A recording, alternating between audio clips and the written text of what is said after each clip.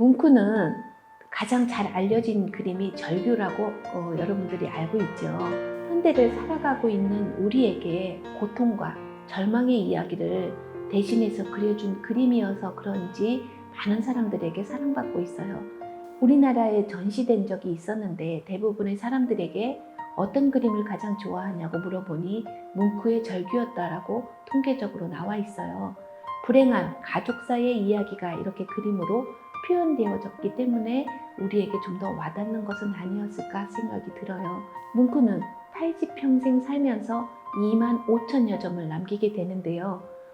우리는 절규만 기억하죠.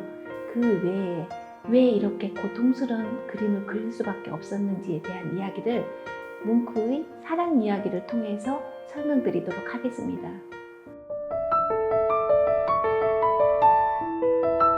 이 그림 보세요. 마돈나예요. 그러니까 마리아죠. 우리가 성모 마리아를 생각할 때 굉장히 성스럽게 그리는 것이 일반적이었어요. 그런데 뭉크가 그린 이 마돈나는 너무나 뇌세적이고 아주 관능적으로 보여요. 그리고 아주 가슴을 드러내놓고 팔은 하나는 올리고 팔 하나는 내려졌죠. 그리고 이 올린 팔도 정확하게 그린 것이 아니라 스쳐 지나가도록 그림을 그렸어요. 이렇게 마돈나라고 하는 그림을 통해서 여성 혐오적인 이야기를 그림으로 그렸어요. 또 옆에 그 그림 보세요. 흡혈귀예요. 왜 사랑하는 남녀가 과연 흡혈귀처럼 이렇게 그려졌을까요? 이 그림 보세요. 머리는 막 흩어져 있는 여자의 그 모습이 보이죠. 메두사처럼 그려놨어요. 왜 이렇게 뭉크는 이런 그림을 그렸을까요?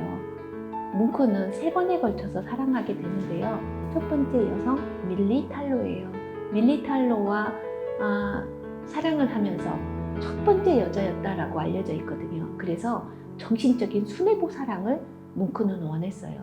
그런데 밀리 탈로는 굉장히 보헤미안적이었고 자유분방한 여성상을 가지고 있었다고 그래요. 그래서 많은 사람들과 사랑을 나눴기 때문에 뭉크는 질투에 휩싸였다라고 알려져 있어요. 그래서 이런 그림이 나왔던 것 같아요. 이렇게 마리아 같은 성스러운 이야기가 결국은 마돈나로 분해서 뭉크가 그린 밀리 탈로의 사랑 이야기가 되겠습니다.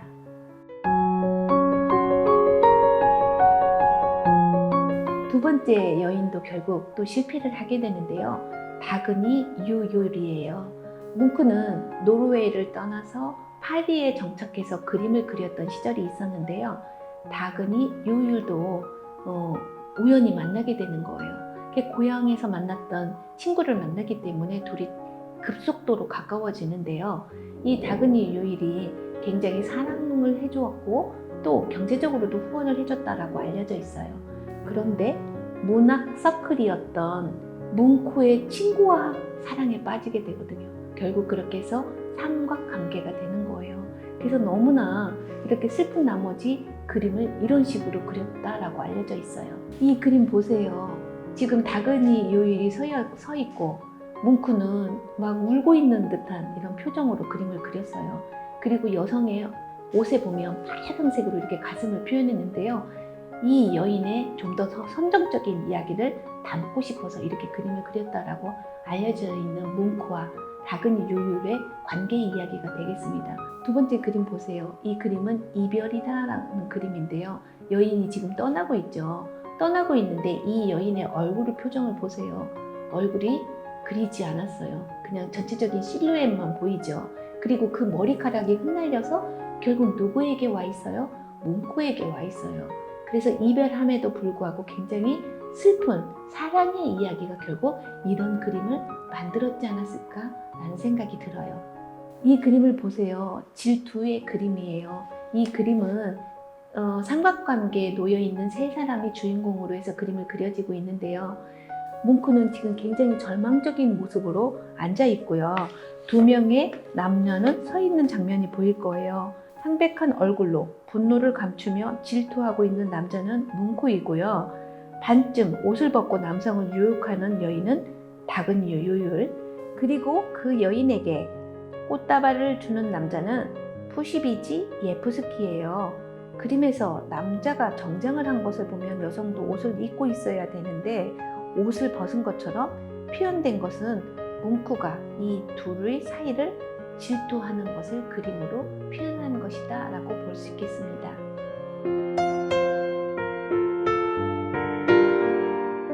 뭉크는 두 번의 실패를 통해서 그림의 여러 가지 이야기를 옮겨 놓았는데요. 마지막 여인과도 결국 이루어지지 못하는 사랑을 했던 것 같아요. 세 번째 여자 툴라 라르센인데요. 툴라 라르센과 만나면서 뭉크는 상류층 사회에 진입을 하였고 자신의 예술적 황금기를 맞게 되어지는데요. 그녀의 끈질긴 결혼 요구에 못 이겨서 결별하고 말아요. 그런데 이에 툴라 라르센은 꾀병으로 뭉크를 불러 권총으로 우욕을 하였고 마침 총이 뭉크의 손가락을 관통하는 사건이 발생하면서 둘은 완전히 갈라서요. 이 그림을 보세요. 살인녀예요. 살인을 당한 것 같은 슬픔이 나에게 찾아왔다라고 알려진 이 그림은 피투성이가 되어져 있는 침대 위에 놓여져 있는 이 뭉크의 모습이 결국 이렇게 살인녀라고 하는 그림을 통해서 보여주고 있는 그림이 되겠습니다. 또 하나는요, 마라의 죽음이에요. 우리가 프랑스 혁명 때 마라가 죽고 나서 그림으로 많은 화가들이 그려졌죠. 그 그림 마라의 죽음을 이렇게 뭉크도 다시 한번 재현해서 그린 그림이다 라고 알려져 있어요. 그런데 여러분, 이 그림이 아름다운가요? 너무 섬찟하죠.